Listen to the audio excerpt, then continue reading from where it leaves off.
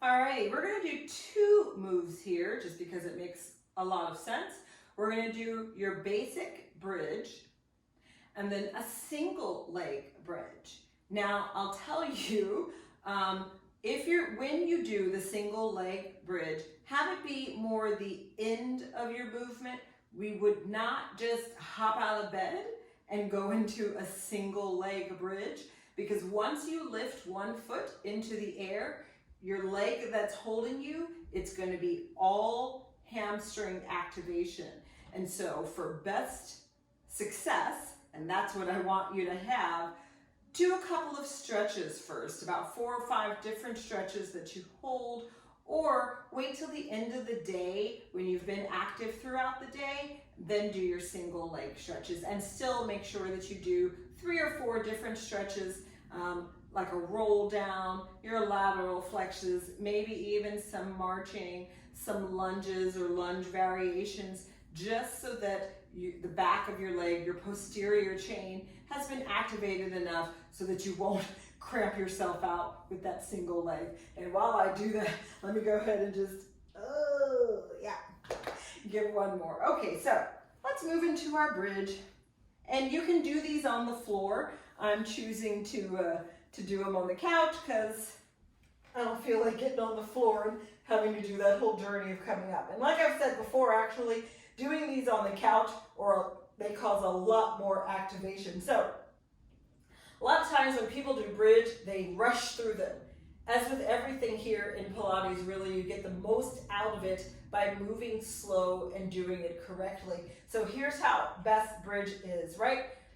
We're gonna actually do one articulation of the spine for the bridge. So I want you to watch first. Let's make sure I do it right. So can you see how my pelvis is level? And what I mean, it's not turned up this way. It's not too far that way with an arch in my back. My sacrum is on the couch. My ribs are against it. And so my pelvis is nice and level, so that anything I do is going to come from the posterior chain. That's really what a bridge focuses on, your whole posterior chain. Those spinal muscles, glutes, hamstrings, calves, okay? So keep that in mind. Here we go with the articulation. Watch my pelvis first. We're going to roll up. Now we're up. Now I want you to push energy out of your knees, and that really turns you on here. And here we go. Just watch I'm moving my arms out so you can see as you articulate down, it's the back of the ribs, scoop the belly, then my pelvis, there. And it really is that slow. If you're going faster than that, then you're not articulating your spine.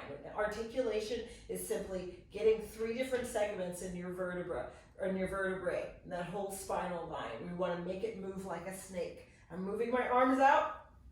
See it in action, another articulation. Here we go. We scoop. Hamstrings are on. Ribs. Now, ribs, belly, pelvis. Couple more. Just one more like that. And also what that articulating does is, because we're so into that core, we get to turn those those core muscles on. Now your other option is just a straight hip lift. It's up, pushing the energy out of the knees and right back down. So it's up, squeeze your booty, down. Up, squeeze your booty, down. 1 more, 2 more. Up, squeeze your booty, down. 1 more. Up, squeeze your booty, down. Now, here we go. We're going to stay lifted. Keep your arms down and your hands at your side. If you've not done these before, take that leg straight up. Lift your butt up. Woo, I feel it on the right hamstring. And then we come down. Hips still stay up. Oh, slower leg there with that knee. There's your single leg bridge, okay? Now we alternate here. Oh, slower on the right. And 1 more.